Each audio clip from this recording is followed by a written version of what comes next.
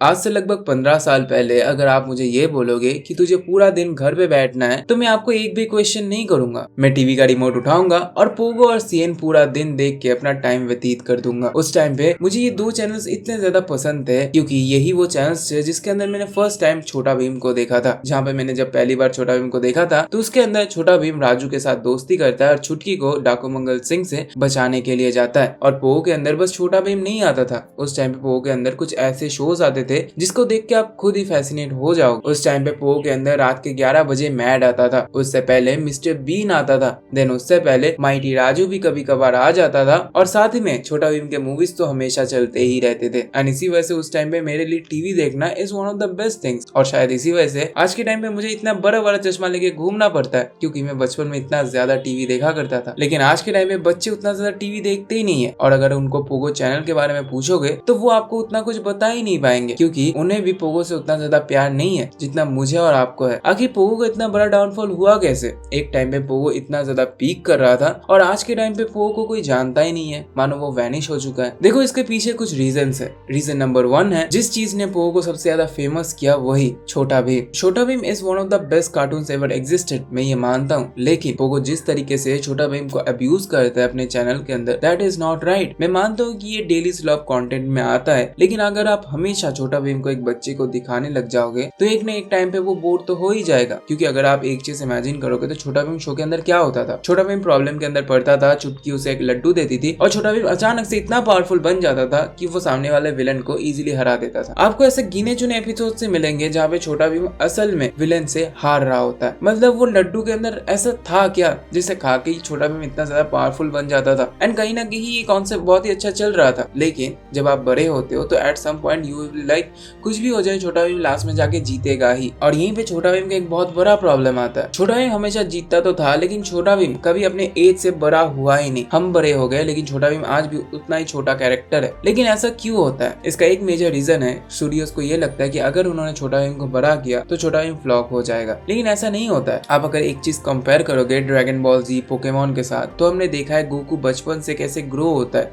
कैसे ऐश बचपन से अपने स्किल्स को इम्प्रूव करता है, अपने पोकेमॉन्स के साथ ग्रो करता है। लेकिन छोटा भीम के साथ हमारा ये कनेक्शन कभी फील ही नहीं होता है। वो बात अलग है कि मूवीज इसकी अलग लेवल पे ही होती थी। अगर आप मूवीज को हटा लोगे तो डेली स्लॉप कंटेंट में जो छोटा भीम आता है उसके अंदर वो इंटरेस्ट कभी बनता नहीं है क्योंकि ऑलमोस्ट हर एपिसोड में सिमिलर चीज ही फॉलो होती है। विलेन जितना भी पावरफुल क्यों ना हो, छोटा भीम जाता है, लड्डू खाता है, उसकी बहुत गंदी तरीके से पिटाई कर देता है और एंड में हमेशा छोटा भीम जीत जाता है और एक टाइम के बाद ही एक्साइटमेंट को मार देती है। और यहीं से पोगो का डाउनफॉल का दूसरा रीजन आता है, वैरायटी। असल में पोगो की स्ट्रेंथ क्या थी? वैरायटी। अगर आपको नहीं पता है तो मैं आपको बता दूं, पोगो के अंदर मैड आता था, तकेशी कासल आता था, हर वीकेंड में एक न्यू मूवी आती थी जैसे भूत अंकल, भूत और रॉनी, फिर छोटा भीम के मूवीज, फिर माइटी राजू के मूवीज। यही वैरायटी पोगो को दूसरे चैनल से अलग बनाती थी क्योंकि हमें हर हफ्ते कुछ नया देखने को मिलता था। लेकिन एक टाइम के बाद ये भी स्लॉप कंटेंट में बदल गया। पोगो अपने इन्वेंटरी में न्यू चीजें को ला ही नहीं रहा था। तकेशी कासल खत्म हो गया, मैट को हटा दिया गया, मिस्टर बीन को भी हटा दिया गया एंड उसके जगह एनिमेटेड शो को लाया गया। एंड कहीं ना कहीं वैरायटी इतनी ज्यादा कम हो गई कि आज के टाइम पे अगर आप पोगो चलाओगे तो आपको ग्रीजी एंड बियर्सी देखने को मिलेगा, जो मुझे देख कर बहुत ज्यादा फ्रस्ट्रेशन होता है क्योंकि इनके पास ऐसे बहुत सारे शोज हैं जिनको अगर ये चाहे तो अपने टीवी पे दिखा सकते हैं, लेकिन दे चूज स्लॉपी कंटेंट। और यहीं से इनका डाउनफॉल का तीसरा रीजन आता है, टीवी का डाउनफॉल। देखो हम सबको पता है जब 2016 में जियो 500 रुपीज में सबको फ्री सिम और इंटरनेट दे रहा था तो उस टाइम पे सब लोगों ने इस चीज का फायदा उठाया और टीवी को मानो रिप्लेस ही कर दिया अपने मोबाइल फोन से। हर कोई इंसान यूट्यूब पे जाता था, कुछ भी सर्च करता था और अपने मन का कंटेंट देखने लग जाता था। और इसी वजह से जो जगह सबसे ज्यादा सफर कर रही थी वो है टेलीविजन सीरीज। 2016 के बाद अगर आप टीवी चैनल्स पे एक पैटर्न नोटिस करोगे तो उनके अंदर एड्स एक्सपोनेंशियली बढ़ चुके हैं। क्यों पता है? क्योंकि हमारे इंडिया के अंदर अभी के टाइम पे बहुत ही कम लोग टीवी देखते हैं और इसी वजह से उन्हें ही सबसे ज्यादा ऐड देखना पड़ता है ताकि वो ज्यादा से ज्यादा पैसे जनरेट कर पाए। और यहीं से इसका डाउनफॉल का चौथा रीजन आता है, कॉस्ट कटिंग। आज के टाइम पे अगर आप पोगो चैनल को देखोगे तो उसके अंदर बस स्लॉपी कंटेंट ही चलते हैं। वो कुछ लोकल शोज जिसको बनाने में बहुत कम बजट लगता है। पोगो ये चीज जानबूझ के करता है क्योंकि पोगो को भी पता है आज के टाइम में पोगो चैनल को कोई देखता नहीं है, जिस वजह से वो कम पैसे लगा के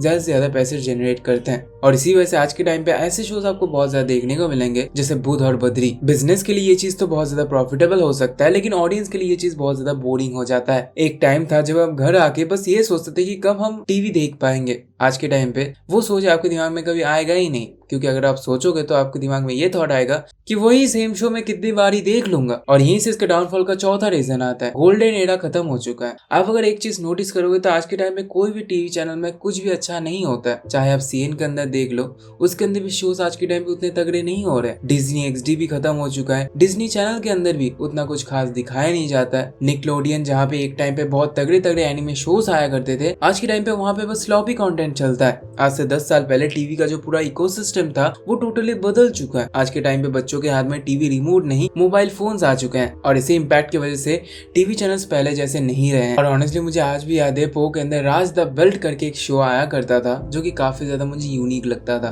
और पोगो का जो आज के टाइम पे इतना बड़ा डाउनफॉल चल रहा है, ये मुझे देख के बहुत ज्यादा बुरा लगता है, क्योंकि एक टाइम था जब हम गर्मियों की छुट्टियों में बस यही सोचते थे कि कब सुबह होगा और हम टीवी पे बैठ के पोगो देखेंगे।